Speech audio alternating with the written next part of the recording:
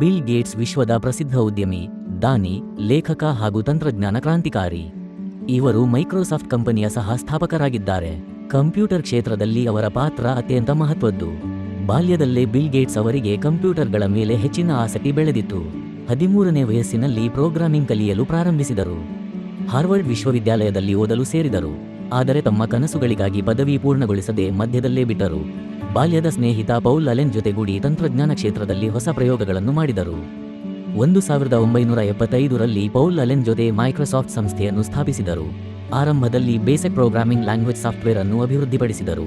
ನಂತರ MS-DOS ಹಾಗೂ ನಂತರ ವಿಂಡೋಸ್ ಆಪರೇಟಿಂಗ್ ಸಿಸ್ಟಮ್ ಮೂಲಕ ವಿಶ್ವದಾದ್ಯಂತ ಕಂಪ್ಯೂಟರ್ ಕ್ರಾಂತಿ ತಂದರು.